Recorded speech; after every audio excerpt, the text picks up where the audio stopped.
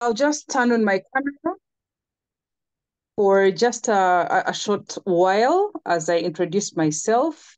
I am very happy to see you. It's always a pleasure to engage with students like you. My name is Viola Muhumuza Othieno, and I am a consultant, but I also work with a school that is called Matt Abacus Business School. And I think most of you have heard it, especially those who are into the accountancy profession. But I head the executive programs. So it is a pleasure, and I want to thank Teacher Stephen for giving me the opportunity to interact with you. So I am going to take us through a presentation. I was given the title by Teacher Stephen, and I believe that it will be, I would have loved it to be more interactive, and probably Teacher Stephen, one of these days we could organize for a physical, because I'm a teacher myself by profession. And I will want you to note all the questions that we have, so that maybe at the end we can talk into them if we have time. So you'll allow me to turn off my camera, and then I will project the slides, and then we can go through them. Thank you.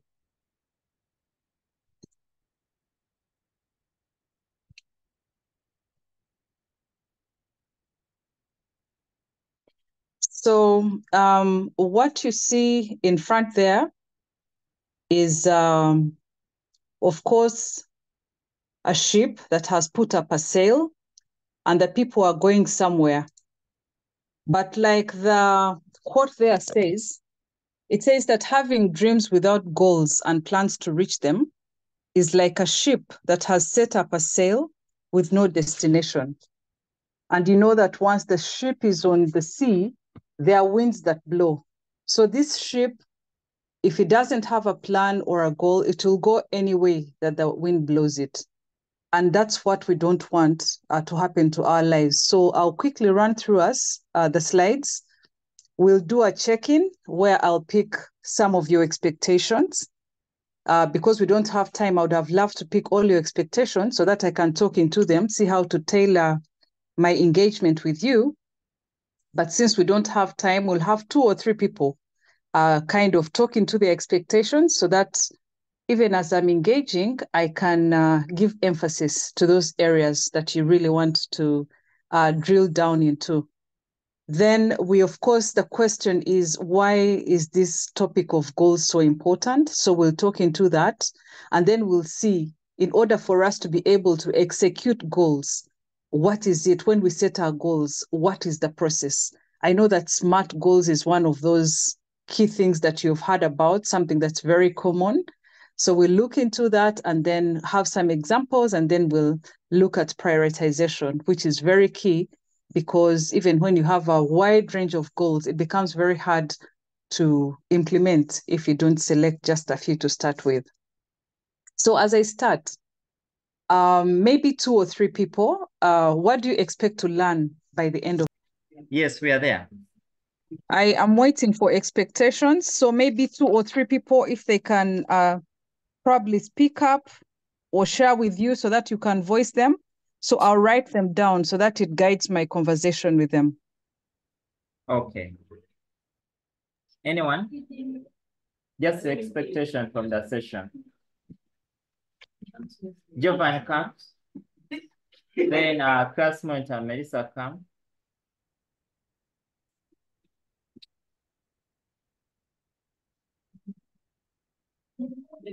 Okay, come.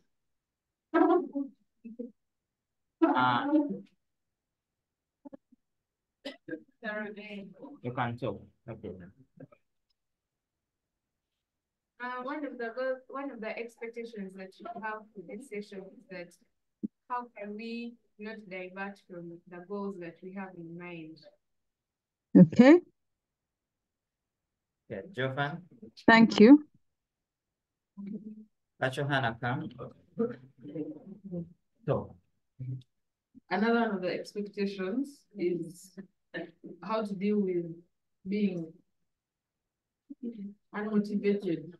Like you reach a certain point and you become unmotivated to reach that goal. how to deal with that. Okay. Okay. Thank you.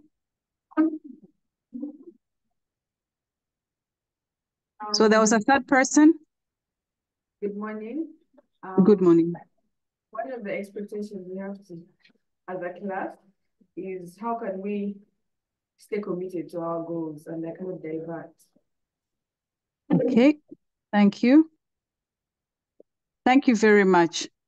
So we're going to start the session now, and then we'll see whether these are addressed in the course of the presentation. And if for some of them are not covered, we'll see how we can now drill down into them.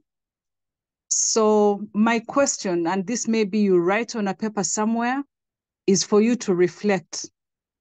Do you have a dream of what you want your life to be like, maybe 20 or 10 years from now? So these dreams can only come to life if we set goals to them. So like the quote there says, goals are dreams with deadlines. So if you have a deadline, then it motivates you to kind of convert your dream into what it is that you want to be. So the first step towards success, or towards being that picture of the future that you have painted, is for you to set your goals. So, of course, if it were a physical session, I know that you know these things, I would have asked you the reason as to why it is important for us to set goals. So when we set goals, we kind of stay focused. Then when we set goals as well, we are motivated. And because we have painted a picture of where we want to be, that picture kind of pulls us out into the different steps that we have to take in order for us to arrive at a destination. So that causes us to keep focused and motivated. And then setting our goals also helps us to be more accountable. And as we go along, we're going to see that. And then when we set goals, we experience growth. Because when you set goals, and as we're going to look at it, we'll break it into chunks. You have different milestones that you have to hit before you can really arrive at your destination, or you can get into that picture that you painted of where you want your life to be 10 or 20 years from now. So if you have no goals, you're like that ship we looked at the cover slide. You go with the flow. You go where life takes you without direction. And then after, we call it fate. But when we set goals, you actually paint that picture of the future of where you want to be, and then you make deliberate effort and take steps to help you achieve it. So that is why it is important for us to set goals. So there is a saying there that goals transform a random walk into a chase. You know that when you're chasing something, you're focused, you're following, pursuing after something. But if it's a random walk, you're just like people would say, like zubaring, yeah, going everywhere and not up to any good. But setting a goals helps you to kind of have your mind focused towards what you want. So when you're setting goals, there are certain tools that have been put everywhere, like maybe on the internet or in different books. People have taken steps to study these things and kind of come up with key pillars or parameters along which, if goals are set, we are able to have more like a wholesome approach to life. And I know that, of course, at your school, Taiba, you talk about raising a wholesome person, because you do not want someone to be so strong on academics and then they cannot relate, or so strong on, the physical, but they cannot do certain things. So also it's important because like you see there, if you look at the 5 capitals, maybe I'll start with that. The spiritual is very important. You need to be anchored. You need to be anchored somewhere in order for you to have purpose, because purpose is given by your creator. So if you don't have purpose and actually ask your creator to show you the direction for you to take, then it also becomes a bit futile. The other that has been put on the market and that you can actually go out and Google and try and score yourself is the wheel of life. And the wheel of life is the diagram that we're seeing to the right. So that also gives you different parameters along which you can kind of set your goals. So the wheel of life, when you Google about it, and they actually give you questions along which you can score yourself in terms of where you think you are at this point in time. And then you can draw your targets to see where you want to be in the different kind of pillars, in your spirituality, in your finances, in your health, in your social life, personal growth, and things like that. So it is important that once you have goals, because some people say, yeah, I have my goals and they are moving, but it is important for you to document. Write down how you'd like each of these different perspectives to look like. So if you write down broadly, those become like the different goals along those different parameters. So an example of a goal could be like, I have loving and caring friends that I can count on at all times. And this could talk to your relationships. So again, Steve Jobs said that deciding what not to do is as important as deciding what to do. So when you have your goals and you have your mind focused, it actually helps you to quickly decide what it is that you don't want to do. It helps you to quickly decide who it is that you want to hang with and who it is that maybe you shouldn't interact with a lot of times. So as you write your goals, like we said, a goal is broad. Yeah, it's kind of broad, but in order for you to be able to implement it, in order for you not to divert from it, you have to break it into small chewable chunks, which is the small, they're called sub-goals. So the smaller goals. So when you do these smaller goals, it becomes more real because it contains actions that you can start working on immediately. So you might have a large goal, like if we go back to the previous slides, we say, I have loving and caring friends I can count on at all times. So when you come here, that's a broad goal and it's not measurable. And as we see, as we go along, we're going to see how now do we decompose it so that we are able to measure it. So the sub-goals that you set are kind of milestones that enable you to see progress. So we'll give an example. Yeah. You can say you read 3 books relevant to your future profession this term. And we know that this term has what? Maybe 3 months. So if you're to break it or decompose it to make it a sub-goal, then it will be that you're going to read 1 book per month. And then towards that, you develop a timetable and you create a rhythm. You know that I'm going to cut out at least 10 minutes every day to read some pages of this book that I've already started on. So some people go to the detail of dividing the pages by the days, right? So that they know that in these 10 minutes, I have to cover this much. So the victory of success is half won when one gains the habit of setting goals and achieving them. So habits is when you're doing something consistently, and almost becomes your second nature. So you find that when you develop a habit, it's no longer painful. It becomes character and then you grow into it. So I'm sure that we have heard about smart, yeah, that the goals have to be smart. And maybe just to step back a bit, like I said, at times the goals can be big and humongous.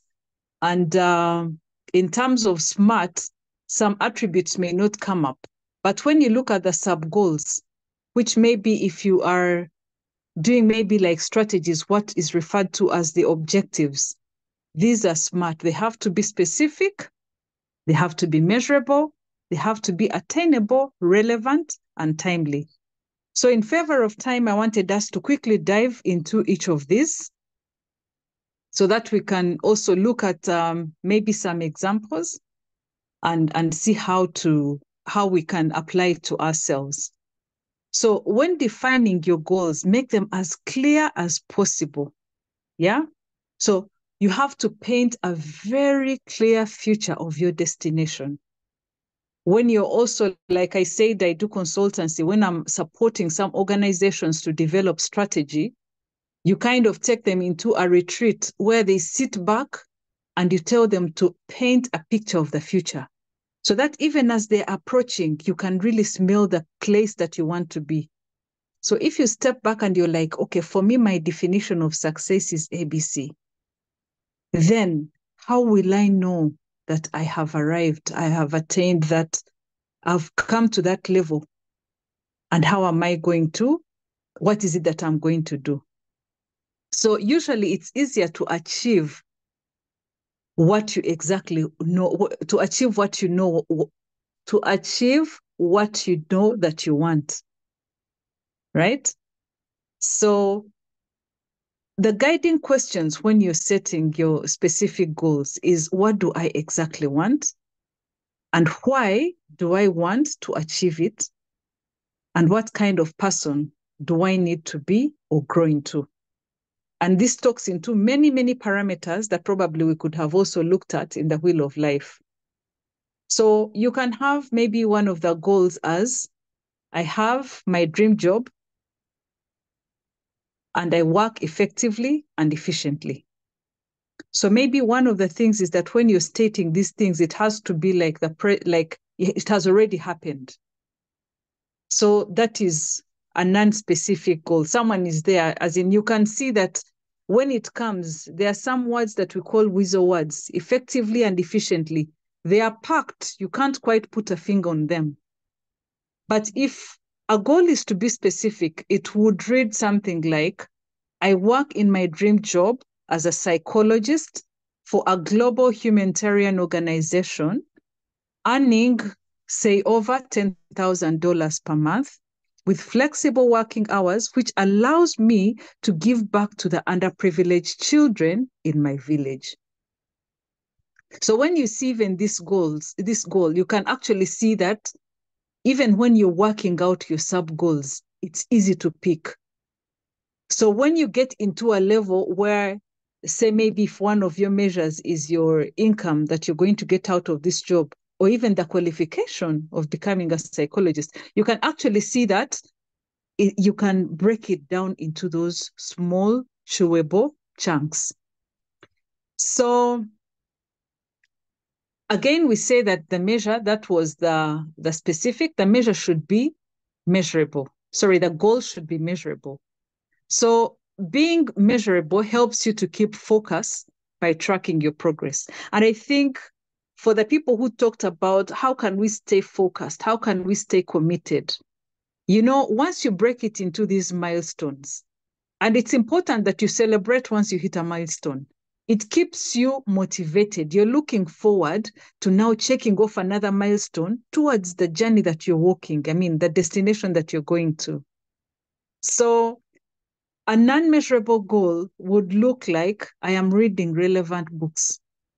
You remember, this is someone who said at the end of the day, they want to be in a certain profession and they have bought books that will contribute towards their knowledge to being what they want to be. Yeah. So they can say, I am really reading relevant books.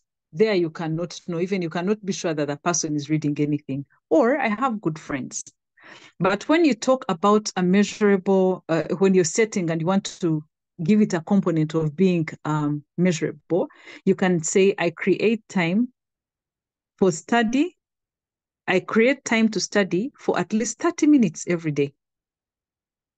So that would talk into the broader picture of the specific area that you want to study, but the 30 minutes now is what creates the rhythm in terms of the measure.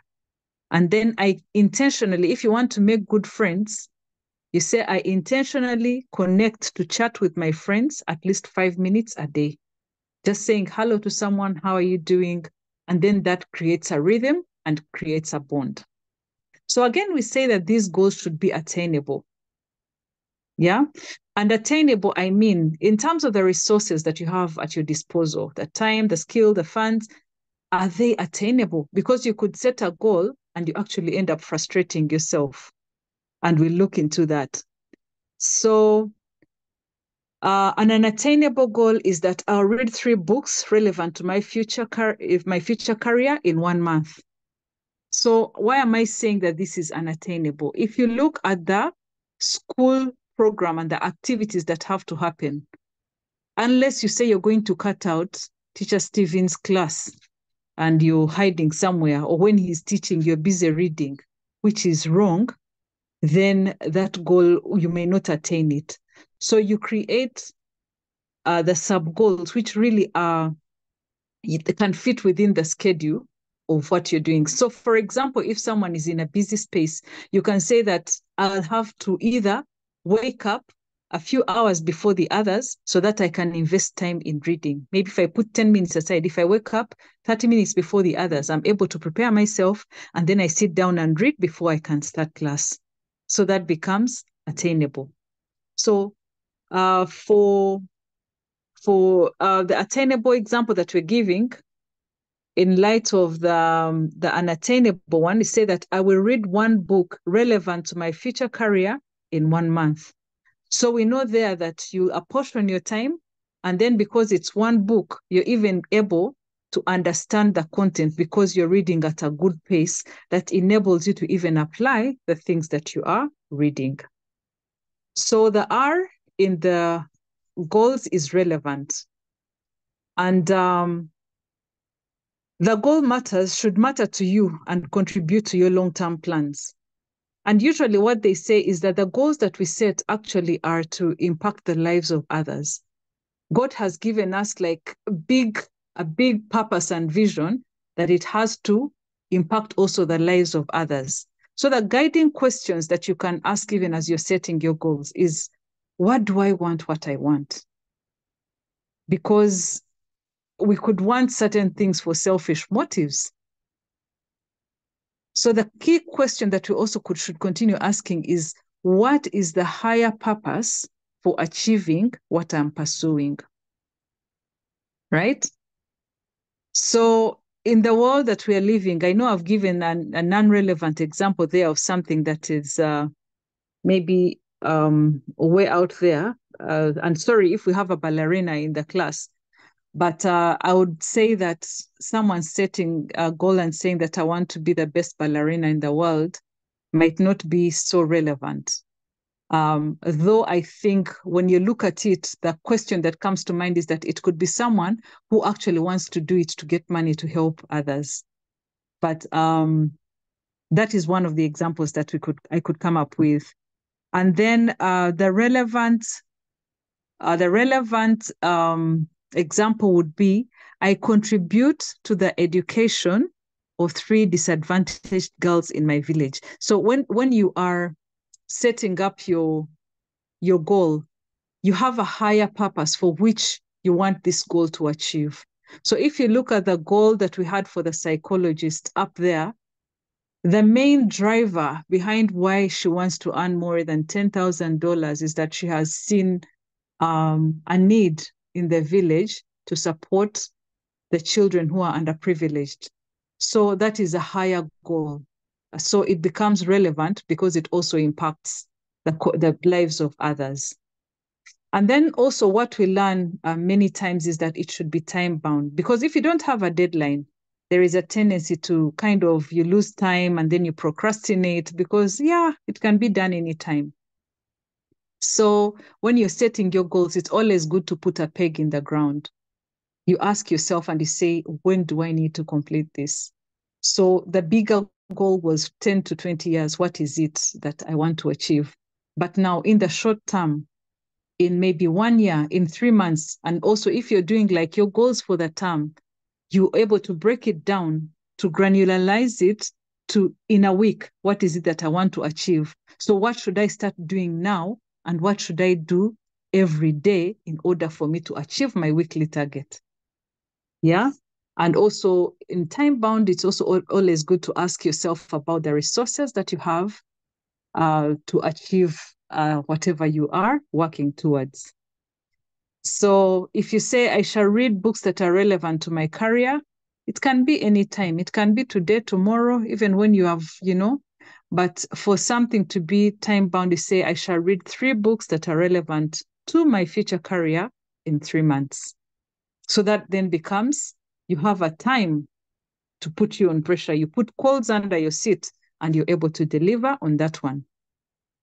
So the next one is, like we saw, the wheel of life or the 5 capitals. They are broad goals that you have there, and you're going to break them now into sub-goals. But you cannot do everything at once. So it is always good to it's always good to have your priorities set. So of those, you can choose 2 or 3 goals that you focus on that are clear, because that will help you to reduce the stress, the pressure that comes with, the demands of the many goals. It will increase the rate of achievement because now your energies are focused. And because of that, you'll not be demotivated and procrastinate. It enhances your time management and boosts your motivation. So with that, my parting shots would be that success is a process and so is failure. Success is a process. You can see success when it's coming, and you can also see failure when it's coming. So maybe just to share from my story, when I was doing my O-levels, I was interested in the science subjects, and science subjects, once you can derive things from first principles, it's very easy to do. So by God's grace, I passed well by those years' standards. And I was able to be offered a combination of PCB submats. And I went into a new school and I started on a new journey with my new combination. So now I thought that I did not sit down now to get my goals ready and know that maybe if I'm studying chemistry, we have 3 parts. We have physical, organic, and inorganic. And I concentrated on physical chemistry, which is what we're learning in class. And I was privileged that my parents would pay for coaching. I would go and still coach on physical chemistry. So come end of year, the exams were given out. And I sat in a chemistry paper where questions were set from 3 areas. And I only knew 1. And of course, I wouldn't get like 30 out of 30 in that section of physical chemistry. So as I sat in that exam, actually I could see that failure had come, which was a bad thing because eventually, yes, I failed. So much as success is a process, failure is also a process. But it does not mean that that was the end. So to encourage us, even when we fall, can we stand? Can we move? Can we take the learning and look ahead? So the other one that I want to leave with you is that a quote by Tracy, and maybe you should look out for him. He has also very good videos on setting goals and, life skills. It says, it doesn't matter where you're coming from. All that matters is where you are going. So taking again from my example, it kind of mattered where I was coming from. I thought physics, chemistry, whatever, if you can derive from the first principles, you're home and dry. Did it matter? I didn't show where I was going. So what happened? I flunked. Yeah, so that was it. And then I'll end it with a quote from Walt Disney that says that if you can dream it, you can do it. I thank you very much. Are there any questions? Okay, thank you so much, Mrs. Viola. Do we have some questions? Magus can. And maybe as he comes, going back to the questions, the expectations that were set, how can we not divert? Not diverting is for you to write and keep checking in, so you stay on course. And then how do we deal with being unmotivated? I think we talked into that. And then how can we stay committed and focused? I think we also talked into that. So if Magezi is there, then he can ask. Megan.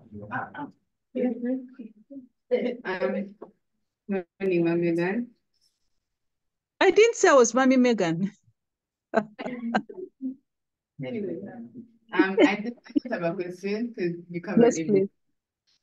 I don't have a question because you covered everything. Okay. Thank you very much. Thank you very much. Okay, Paul, we can come.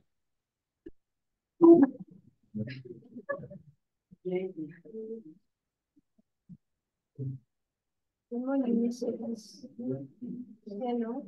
My question is, how do you prioritize? Like sometimes you can have you have too much to do within a short period of time. So when you have to prioritize goals, it becomes harder to see what is basically more important than the other. Like for example, you cover this and then you have a test coming up and you have that and you have a lot on your plate now. How do you deal with that? Okay, that's a very, very good question. So maybe to answer that, prioritization also talks into the higher purpose in terms of impact at the end of the day. What is it that you're looking at? So when you're prioritizing, you're looking at maybe if it's a class setting, all these assignments cannot be demanded, I think, at the same time. So maybe the prioritization would be what is required first and what comes later. And then also in terms of your higher dream, what it is that you are looking at becoming, what is more aligned and relevant that you could look at the moment, like look at immediately. So that would help. What is it that you attend to first? Yeah, I don't know. Am I kind of being clear? So you look at the higher purpose, and then prioritization also, like if it's assignments, it is what is required first.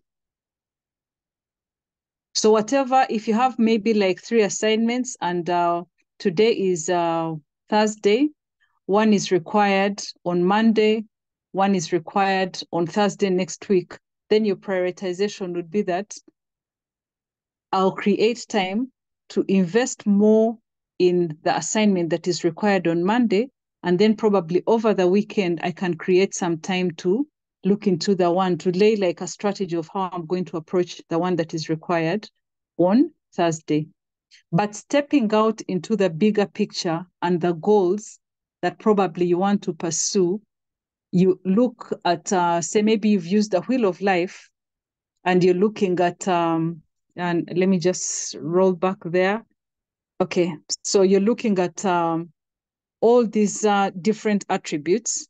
You can say that, for example, right now, if you look like at family, right now you're in school, right? So since you're in school, your priority would be the relationship. How do you relate to your family members? But it's not the higher goal of family in the context of family, of getting married and getting children. So that would come much later. It's not urgent right now. So what you're looking at is relationship within your inner circles, your family members, but not the higher goal, like where you're heading, where you'll have family and children and all that kind of thing. Yeah. If I haven't answered, maybe we can have a one-on-one on one of these days when I pass by school, or you can engage with teacher Stephen and he can pass on the question. But do you think I've talked into it a bit? Yeah. Thank you so much, Mrs. Vale. Yes, Shan, you can come.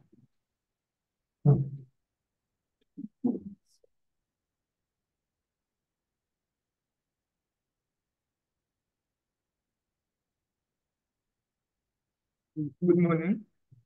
Good morning. The first question I have is, what can be a push factor upon setting your goals? Just say that again. A push factor upon setting your goals. So when you say a push factor, what do you mean? I mean, what are the things you consider before you set your goals? Personally, as a person. Okay. Thank you very much. So that's a very good question. And I think it's one of the slides that probably I omitted in favor of time. But if you look at the things that you consider when you're setting your goals, you can also do a self-analysis, more like a SWOT of sorts, right? So when you do your SWOT, usually it's good to, when you're setting your goals and where you want to go, you look at how you can leverage the strengths that you have in order to project forward. So I think that is a very brilliant question in terms also of as a person being able to step back and you look at what are your capabilities before you set your goals, so that you set goals that are attainable and that you can actually are able to achieve and thus be motivated to roll on. Thank you. Mrs. Vale, may I request you to break for them that SWOT analysis, just to break for them a bit. Okay, so that's a good one. So the SWOT analysis, and the SWOT analysis has, of course, SWOT is S is for strength, W is for weaknesses, then O is for opportunity, and then the T is for threats, right? So, and I wish I could, okay, if you draw like a cross, Teacher Stephen, how much time do we have? Because I could kind of Google and project. It is very fine. We still have time. We still have time, eh? So let me just do that, because instead, God has given us technology. So let's use it. SWOT. So what I was going to say is actually that the two are internal. The strengths and weaknesses are internal to you. And then the threats and opportunities are external. So let me just project one of these. Okay. Just 1 second.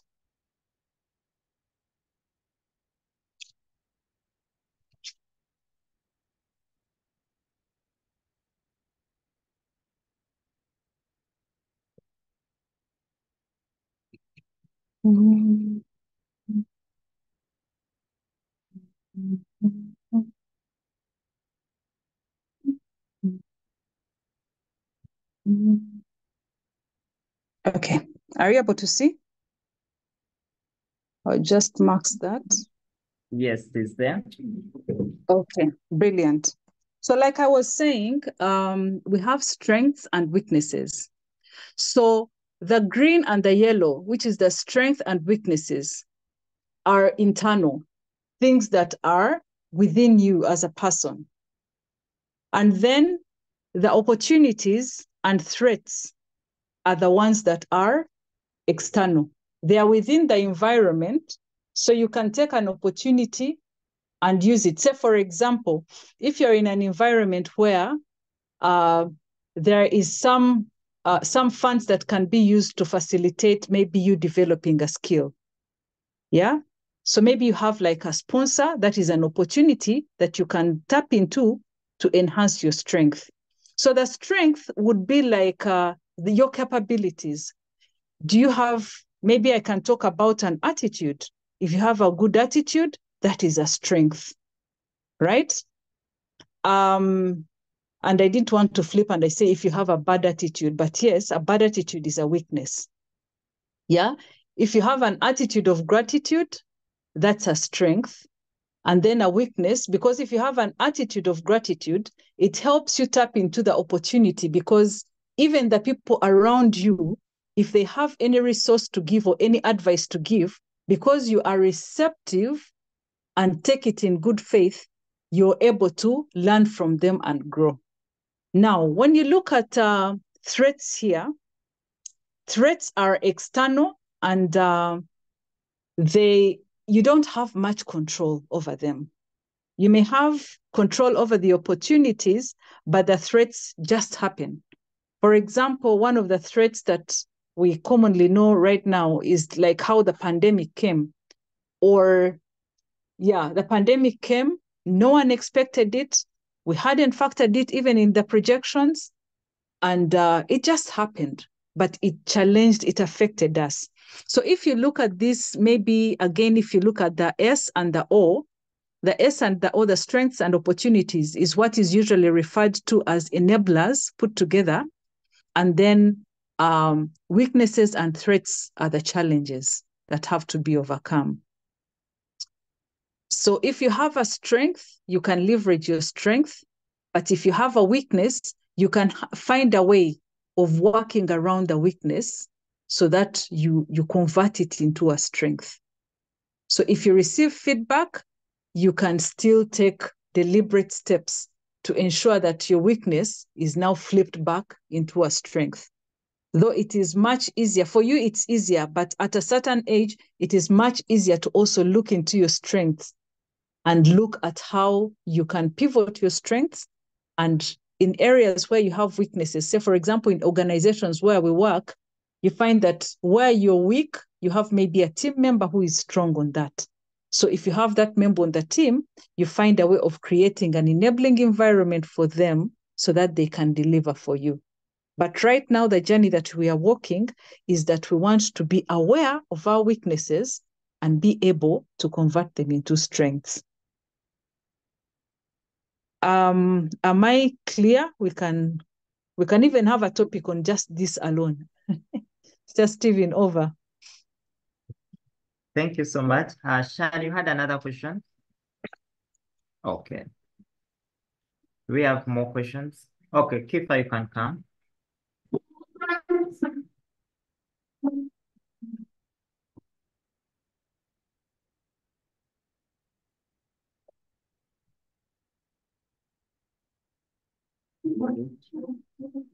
Let's say Good morning. let's say I achieve my goals. How do I stay disciplined even after achieving them? Sorry? How do I stay disciplined after achieving my goals? Wow, that's a good question. How do you stay disciplined even after achieving your goals? Okay, that is a very good one. So, our goal, and maybe this is something that I also didn't talk into. You see, like when you develop a plan, even strategic plan, they have a tenure. They're usually now like for three years, but you keep reviewing and stretching, reviewing and stretching. So there is no arrivalism. So when you feel you have arrived, I think that's where the indiscipline comes in. But once you achieve the goal that you're looking at, then we are operating in an environment that is changing. As you review this goal, then you stretch it. You create another goal to attain higher. So that one keeps you focused and disciplined and in check, but it also helps you to maintain the momentum to achieve more. So it doesn't mean that once you achieve, you sit there, you cross your legs, you look around and you're like, yeah, I have arrived. No. Once you get, there is no arrivalism. Achieving the goal, you review, you do regular reviews. And that's maybe something that I didn't talk into. Because you can find that probably in the example that we had, you're reading 3 books in 3 months, then you find that maybe in that period of time, you had more holidays, like public holidays. So you were able to read more. So it doesn't mean that if you finish that 2, then you sit down and you're like, yay, I've arrived. You can get an extra so that you're stretching your target. You're allowed to achieve more. You keep creating stretch targets so that it keeps you away from being redundant and feeling that you have arrived. I hope I haven't used many words and confused you. You're clear. Okay, Yeah. thank you so much. Okay. Thank you so much. Do we have more questions? Joy? Okay, Melissa, you can come.